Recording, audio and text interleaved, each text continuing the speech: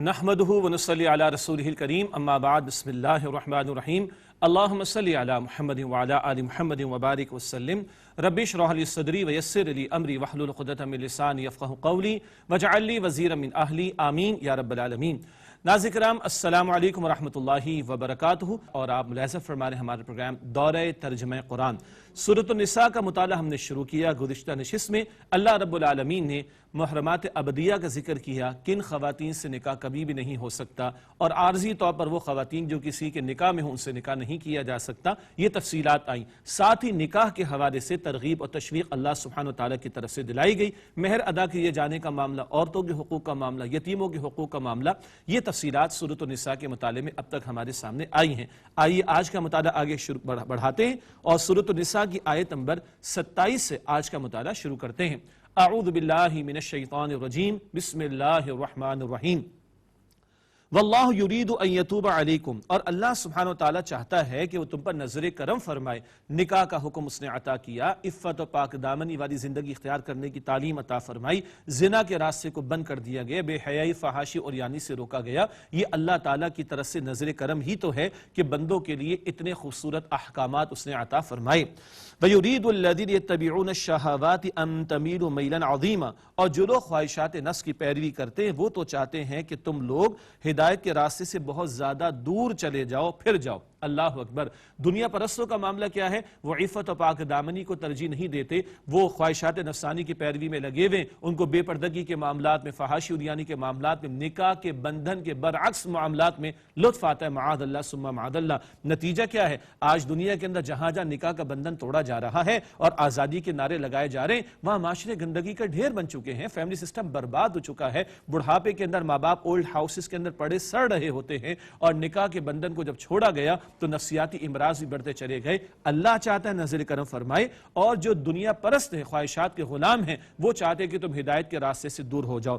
آج بھی ہمارے معاشروں میں دیکھیے، مغربی معاشروں کی تہذیب کے دلدادہ قسم کے لوگ نکاح کے برعکس اور باتیں، آزادی کی باتیں، فریڈم کی باتیں، نہ جانے کس کس طرح کی باتوں کی تعلیم دے رہے ہیں۔ اللہ تعالیٰ گمراہی کی ہر شکل سے ہم سب کی حفاظت فرمائے اور ہمارے ایمان اور حیا کی حفاظت فرمائے۔ یرید اللہ ان یخفف عنکم، اللہ سبحانہ وتعالیٰ تو چاہتا ہے کہ تم سے بوجھ کو ہلکا کر دے۔ اللہ نے آسان دین عطا فرمایا۔ بخاری شریف کی حدیث الدین یسر، دین تو آسان ہے۔ البقرہ آیت 187 میں ہم نے پڑھا یرید اللہ بکم اليسر، بلکہ البقرہ کی آیت نمبر 185 میں بھی ذکر ہمارے سامنے آیا، رمضان شریف کے تعلق سے وہاں یہ ذکر آیا تھا، یرید اللہ بکم اليسر ولا یرید بکم العسر۔ اللہ تعالیٰ آسانی فرمانا چاہتا ہے، مشکل فرمانا نہیں چاہتا۔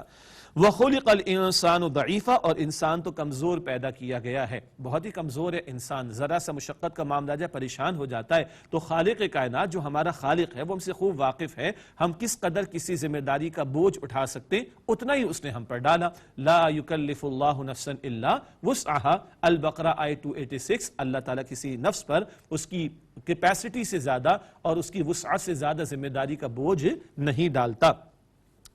یا ایھا الذین آمنوا لا تأکلوا اموالکم بینکم بالباطل، اے ایمان والو اپنے مال آپس میں باطل طریقے پر نہ کھاؤ۔ اپنے مال کہا، حالانکہ بندہ کسی دوسرے کا مال ہڑپ کرتا ہے، سبحان اللہ۔ بڑا پیارا انداز ہے ہمارے دین کا، قرآن حکیم کا بڑا پیارا انداز ہے۔ تم اپنے مسلمان بھائی کا اگر ناحق مال کھاؤ گے تو وہ کون ہے؟ تمہارا بھائی ہے۔ یہ امت کیا ہے؟ جس میں واحد کی مانند ہے، حدیث شریف کے مطابق ایک عمارت کی مانند ہے، حدیث شریف کے مطابق۔ تو اپنے بھائی کا مال لوٹتے ہو تو اس امت کو تار تار کرتے ہو، اس امت کو نقصان پہنچاتے ہو، اپنے آپ کا ہی نقصان کرتے ہو۔ لا تأکلوا اموالکم بینکم بالباطل، آپس میں اپنے مال یعنی ایک دوسرے کے مال ناحق طریقے پر مت کھاؤ۔ الا ان تکون تجارتا عن تراض منکم، الا یہ کہ تمہاری آپس کی خوشی سے کوئی تجارت کا معاملہ ہو، یعنی اس میں کوئی کورژن کا معاملہ، زبردستی کا معاملہ، جبر کا معاملہ نہ ہو، باہمی رضامندی کے ساتھ۔ البتہ یاد رہے، حلال شے کی تجارت، حرام شے کے معاملے پر کچھ افراد رضامند ہو کر وہ کام کرنا شروع کر دیں تو وہ حرام حلال نہیں ہوگا۔ دو افراد مرد اور عورت معاذ اللہ اگر زنا کے ارتکاب پر راضی ہو جائیں تو ان کے راضی ہو جانے سے زنا حلال نہیں ہو جائے گا۔ تو کون سی تجارت جو حلال ہو، کون سا لین دین جو حلال ہو، کون سا معاملہ جو حلال ہو، وہ باہم رضامندی کے ساتھ ہونا چاہیے۔ وَلَا تَقْتُلُوا أَنفُسَكُمْ، اور اپنے آپ کو قتل نہ کرو۔ ایک ترجمہ تو یہ ہوگا، اور ایک ترجمہ ہوگا ایک دوسرے کو قتل نہ کرو، اپنے آپ کو قتل نہ کرو، یہ ترجمہ بھی بالکل درست ہے۔ اور اسی سے علماء کرام نے خودکشی کی جو ممانعت ہمارے دین میں، سوسائڈ کرنا، اپنی جان خود لے لینا، اس کی ممانعت اس آیت کے اس حصے سے ثابت کی ہے۔ لا تقتلوا انفسکم، اپنے آپ کو قتل نہ کرو، تو سوسائڈ کرنا، خودکشی کرنا اس سے منع کیا گیا، یہ حرام عمل ہے۔ نمبر 2، اگر ایک دوسرے کو قتل کر رہے ہو، اپنے کسی مسلمان بھائی کو قتل کرو تو بہت بڑا جرم ہے، اس کا ذکر سورہ نساء کی آیت نمبر 93 میں بعد میں چل کر آئے گا۔ لیکن آج تم اپنے بھائی کی جان لیتے ہو تو کیا کر رہے ہو؟ اپنے آپ کو ہی قتل کر رہے ہو۔ تم ایک امت کا حصہ ہو جس میں واحد کی مانند ہو، ایک عمارت کی مانند ہو۔ اپنے بھائی کا نقصان تمہارا اپنا نقصان، اپنے بھائی کا مال لوٹنا تم اپنا مال لوٹنا، اپنے بھائی کی جان لینا اپنی ہی جان لینا ہے۔ اللہ اکبر۔ ان اللہ کان بکم رحیما، بے شک اللہ سبحانہ وتعالی تم پر بہت مہربان ہے۔ ومن يفعل ذلك عدوانا وظلما، اور جو یہ کرے گا سرکشی کرتے ہوئے اور ظلم کرتے ہوئے، فسوف نصلیہ نارا، پس ان قریب اس کو ہم آگ میں ڈال دیں گے۔ اللہم اجرنا من النار، یہ قتل ناحق کرنا کسی کو بہت بڑا جرم ہے، اس کی سزا دنیا میں بھی ہے، کل جہنم کا عذاب بھی۔ وکان ذلک علی اللہ یسیرا، اور یہ بات اللہ تعالیٰ پر بہت آسان ہے، یعنی پکڑ کرنا بندوں کی، مجرمین کی، اور ان کو گناہوں کی پاداش میں سزا دینا، یہ بات اللہ تعالیٰ پر بہت آسان ہے۔ اب ایک بہت قیمتی ہدایت آ رہی ہے کبیرہ گناہوں کے تعلق سے۔ ارشاد ہوا ان تجتنبوا کبائر ما تنہون عنہ نکفر عنکم سیئاتکم، اگر تم بڑے گناہوں سے بچتے رہو جن سے تمہیں منع کیا گیا ہے تو ہم تم سے تمہاری برائیاں مٹا دیں گے۔ وندخلکم مدخلا کریما، اور ہم تمہیں عزت کے مقام میں داخل کریں گے۔ کبیرہ گناہوں سے بچتے رہو تو صغیرہ گناہ، چھوٹے گناہ، برائیاں اللہ تعالیٰ ویسے ہی مٹا دے گا اور اللہ تعالیٰ عزت کے مقام میں داخل فرمائے گا۔ اب ایک سوال ہے کہ کبیرہ گناہ کسے کہتے ہیں؟ علماء کرام نے احادیث مبارکہ کی روشنی میں بھی یہ بات بیان کی ہے کہ ایسے تمام اعمال، یعنی گناہ کے کام، ایسے تمام برے اعمال کہ جن پر دنیا یا آخرت کی کوئی سزا بیان کی گئی ہو، یا اللہ تعالیٰ اور اس کے رسول علیہ السلام نے ان اعمال پر لعنت کی ہو، وہ سارے کے سارے گناہ کبائر میں، بڑے بڑے گناہوں میں شامل ہیں۔ اللہ تعالیٰ ہر کبیرہ گناہ سے مجھے اور آپ کو بچنے کی توفیق عطا فرمائے۔ ایک حدیث مبارک میں اکبر الکبائر، کبائر میں سے بھی بڑے کبائر یعنی بڑے گناہوں کا ذکر آتا ہے۔ قتل ناحق کا معاملہ، یتیم کا مال ہڑپ کرنا، پاک دامن عورتوں پر تہمت لگانا، سود خوری کا معاملہ کرنا، ماں باپ کا دل دکھانا، چوری کرنا، قطع تعلقی کرنا، زنا کرنا، یہ بڑے بڑے گناہ ہیں۔ اللہ تعالیٰ ہر بڑے گناہ سے مجھے اور آپ کو بچنے کی توفیق عطا فرمائے۔ ویسے تو چھوٹے گناہوں سے بھی بچنا چاہیے، بچھو کاٹتا ہے نا، چھوٹا ہو یا بڑا ہو، کاٹے گا تو تکلیف ہوگی، البتہ حساسیت کہاں زیادہ ہو؟ بڑے گناہوں سے بچنے کے بارے میں۔ اور اگر سود کے دھندے جاری ہوں، بے حیائی کا طوفان چلتا ہو، اللہ تعالیٰ کی شریعت کے احکامات کو پامال کیا جا رہا ہو، تو یہ اتنے بڑے بڑے گناہوں کے بارے میں زیادہ حساسیت ہمارے اندر ہونی چاہیے۔ تو جو بڑے گناہوں سے بچتا رہے گا، اللہ تعالیٰ اس کی برائیوں کے مٹا دے گا اور انہیں اللہ تعالیٰ عزت کے مقام میں داخل فرمائے گا۔ اللہ تعالیٰ ہمیں صغیرہ کبیرہ ہر گناہ سے بچنے کی توفیق عطا فرمائے۔ اللہ تعالیٰ مجھے اور آپ کو سچی توبہ کی توفیق عطا فرمائے۔ اللہ تعالیٰ میرے، آپ کے، ہم سب کے تمام صغیرہ کبیرہ گناہوں کو معاف فرمائے۔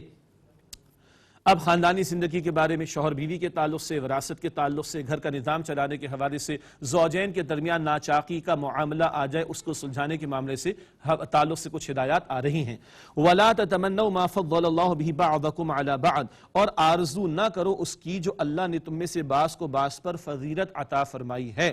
اللہ تعالیٰ نے مرد کو مرد بنایا، عورت کو عورت بنایا، دونوں کو مختلف صلاحیتیں عطا فرمائی ہیں، مختلف پھر لوگوں کو مختلف اعتبارات سے اللہ تعالیٰ نے صلاحیت عطا فرمائی، وسائل عطا فرمائے۔ تو بہرحال اللہ تعالیٰ نے مرد کو بھی بنایا، عورت کو بھی بنایا، یہ تو اللہ کا فیصلہ۔ اب عورت چاہے کہ وہ مرد بن جائے تو غیر فطری بات ہے، استغفر اللہ۔ بہرحال اس بارے میں ایک دوسرے پر جو ہے وہ کوئی آرزو تمنا کا معاملہ نہ کرو، جو اللہ نے تم میں سے بعض کو بعض پر فضیلت عطا فرمائی۔ ہاں، ایک اہم میدان ہے جہاں دونوں کے لیے اپارچونٹیز موجود ہیں، وہ ہے خیر میں آگے بڑھنا، بھلائی میں آگے بڑھنا، آخرت کی کامیابی کے حصول میں آگے بڑھنا، اخلاقی میدان میں آگے بڑھنا، اللہ تعالیٰ کی رضا کے حصول میں آگے بڑھنا۔ فرمایا لِلرِّجَالِ نَصِیبٌ مِّمَّا اکْتَسَبُوا، مردوں کے لیے حصہ ہوگا ان کے اعمال کا جو انہوں نے کیے۔ یہاں اعمال کی کمائی مراد ہے، روپے پیسہ مراد نہیں ہے، اعمال کی کمائی۔ اگر مردوں نے خیر کے اعمال کیے، نیکی کے اعمال کیے، اس کا ثواب ان کو ملے گا۔ وَلِلنِّسَاءِ نَصِیبٌ مِّمَّا اکْتَسَبْنَ، اور عورتوں کے لیے بھی بدلہ ہے ان کے اعمال کا جو انہوں نے کمائے۔ تو جو اعمال عورتیں کمائیں گی ان کا اجر ان کو ملے گا، نیکیوں کا ثواب ان کو بھی عطا ہوگا۔ یہ میدان مرد عورت دونوں کے لیے کھلا ہوا ہے، باقی دونوں کا دائرہ کار الگ ہے۔ بایولوجیکلی جو ہے وہ ان کو اللہ تعالیٰ نے الگ بنایا، اسی طریقے پر اللہ سبحانہ وتعالیٰ نے مختلف صلاحیتیں دی ہیں، احساسات اور جذبات دی ہیں، فزیکلی اللہ تعالیٰ نے مختلف بنایا ہے اور اسی اعتبار سے ان کا دائرہ کار مقرر ہوا۔ البتہ یہ جو میدان نیکی میں آگے بڑھنا، خیر میں آگے بڑھنا، آخرت کی تیاری کرنا، اللہ تعالیٰ کو راضی کرنے کی کوشش کرنا، اس میں دونوں کے لیے اپارچونٹیز موجود ہیں۔ جو محنت کرے گا خیر میں، نیکی میں، بھلائی میں، اپنا اجر اللہ کے ہاں پائے گا۔ وَاسْأَلُ اللَّهَ مِن فَضْلِهِ، اور اللہ تعالیٰ سے اس کا فضل مانگو۔ ہاں ثواب جو عطا ہوگا محض اللہ کے فضل سے عطا ہوگا، ہماری نیکیوں کی بنیاد پر نہیں، اللہ تعالیٰ کے فضل و کرم سے عطا ہوگا، تو اللہ سے اس کا فضل مانگا جائے۔ ان اللہ کان بکل شیء علیم، بے شک اللہ سبحانہ وتعالیٰ ہر شے کا خوب علم رکھنے والا ہے۔ وَلِكُلٍّ جَعَلْنَا مَوَالِيَ مِمَّا تَرَكَ الْوَالِدَانِ وَالْأَقْرَبُونَ، اور ہم نے ہر ایک کے لیے وارث مقرر کر دیے ہیں اس مال کے لیے جو والدین اور رشتہ دار چھوڑ جائیں۔ اور وراثت میں ترکے میں جو حصے ہیں ان کا ذکر پہلے آ چکا، النساء آیت نمبر 11 12 میں، تو ماں باپ اور رشتہ دار جو کچھ چھوڑ جائیں ان کے لیے وراثت کے حصے اللہ تعالیٰ نے خود مقرر فرما دیے۔ ہاں کچھ وہ ہوں گے جو غیر وارث ہوں، ان کے لیے وصیت کی گنجائش ہے، یہ بات پہلے بھی ذکر میں آ چکی ہے۔ وَالَّذِينَ عَقَدَتْ أَيْمَانُكُمْ فَآتُوهُمْ نَصِيبَهُمْ، اور جن لوگوں سے تمہارا عہد و پیمان بن چکا ہے تو ان کو ان کا حصہ دے دو۔ کوئی ایسے قریبی رشتہ دار ہو سکتے ہیں، کوئی تمہاری کفالت میں آ گیا، کوئی دوست احباب میں سے ہو سکتے ہیں جن سے بڑا قریبی تعلق ہو گیا اور زندگی کا بڑا حصہ ان کے ساتھ گزار دیا، اب تم چاہتے ان کے ساتھ کوئی بھلائی کا معاملہ ہو جائے، اب وراثت ہے تو حصہ نہیں ہے، تو آپشن ہے وصیت کا۔ اور بخاری شریف کی حدیث کا ذکر پہلے آ چکا ہے، غیر وارث کے لیے 1/3 مال کی حد تک میکسیمم، 1/3 کی حد تک میکسیمم وصیت کی گنجائش موجود ہے، اس کی طرف بھی اشارہ۔ ان اللہ کان علی کل شیء شہیدا، بے شک اللہ تعالیٰ ہر بات پر شہید یعنی از خود گواہ ہے۔ اگلی آیت کریمہ میں مشہور مقام آ رہا ہے مردوں کی قوامیت کا ذکر اور عورتوں کی فرمانبرداری کی روش کا بیان، اور اگر گھر میں کچھ ناچاقی کا معاملہ آ جائے تو گھر کو بچانے کے لیے تھوڑا سخت اقدام بھی کرنا پڑے تو کر لیا جائے، لیکن گھر کو محفوظ رکھا جائے۔ اور گھر کی بات اگر گھر میں سالو نہ ہو رہی ہو تو پھر بڑوں کو انوالو ہونا چاہیے اور معاملے کو سلجھانے کی کوشش کرنی چاہیے۔ یہ گفتگو اگلی 2 آیات میں آ رہی ہے۔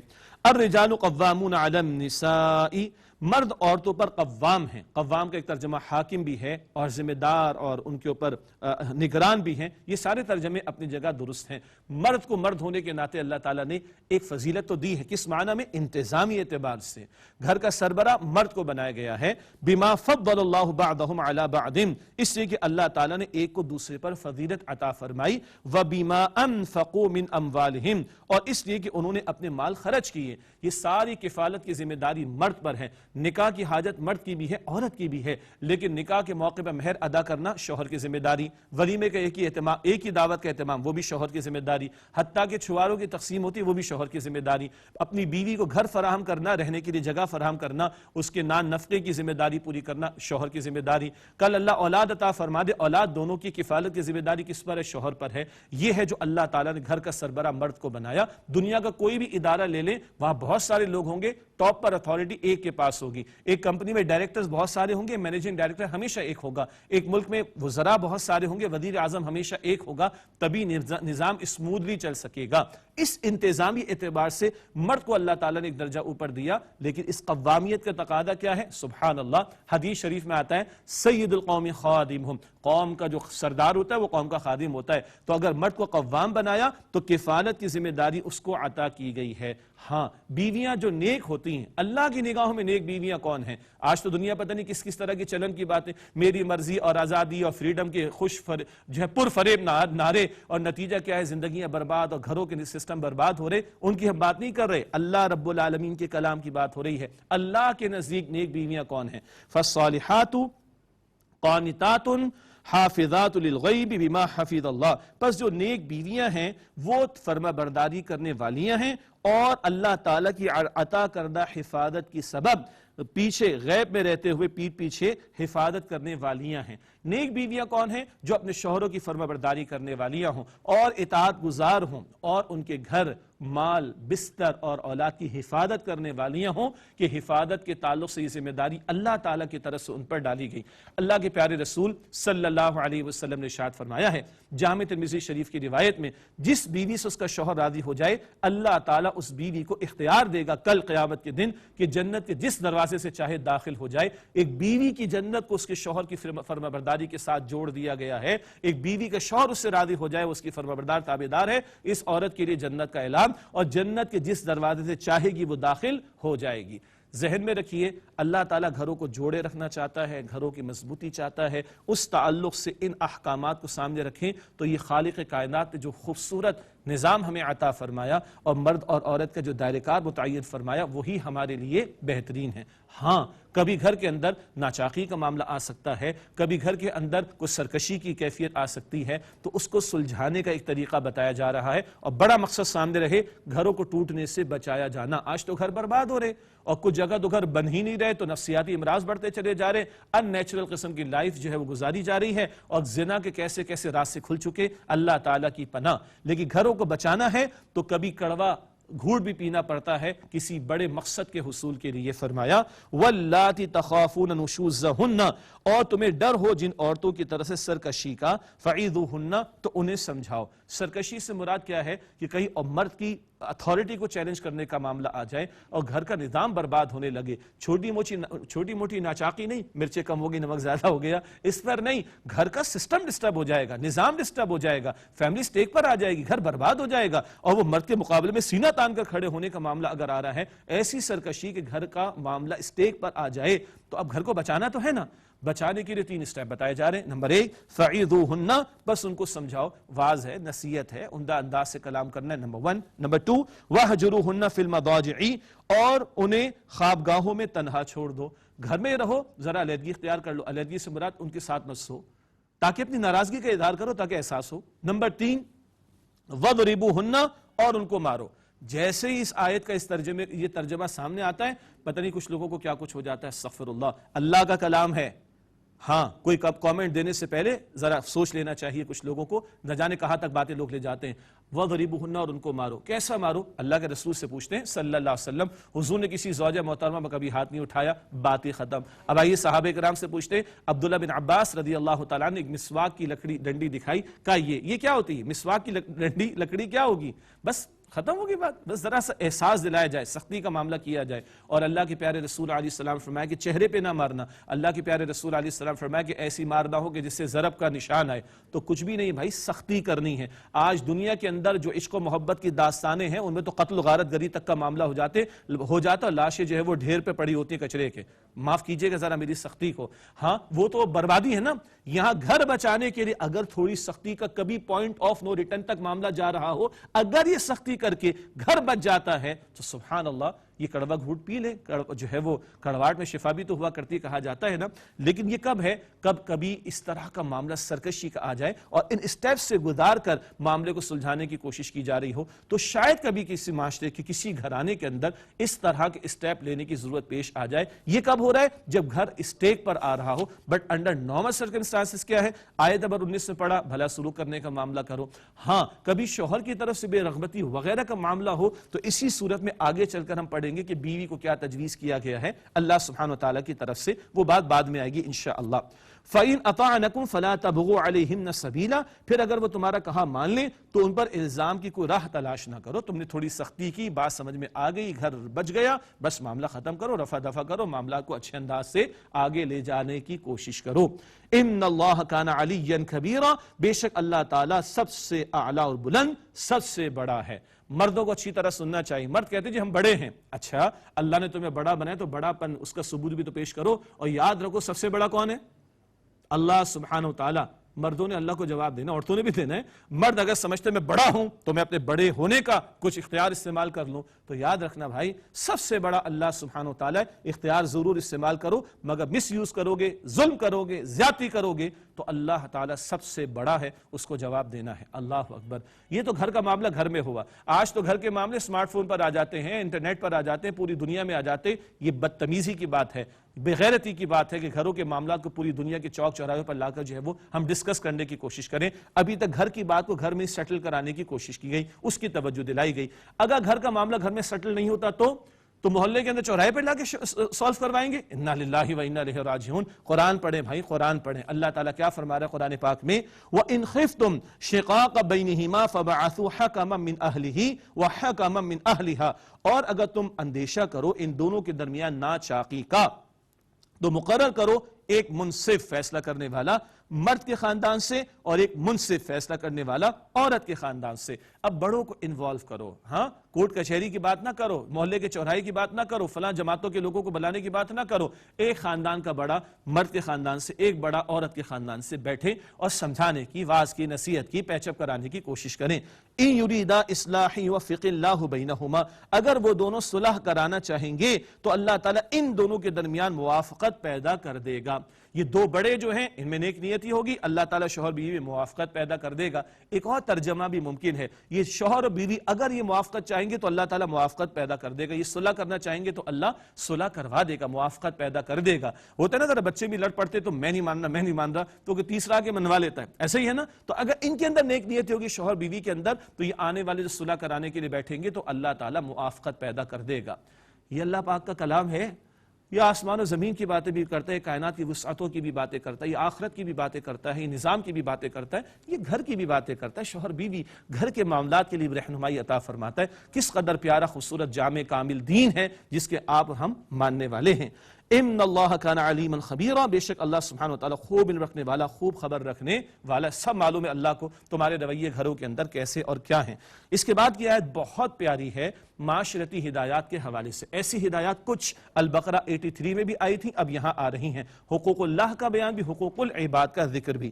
وَاعْبُدُوا اللَّهَ وَلَا تُشْرِكُوا بِهِ شَيْئًا وَبِالْوَالِدَيْنِ إِحْسَانًا. اور اللہ تعالیٰ کی عبادت کرو اور اس کے ساتھ کسی کو شریک نہ کرو, یعنی شرک سے منع کیا جا رہا ہے.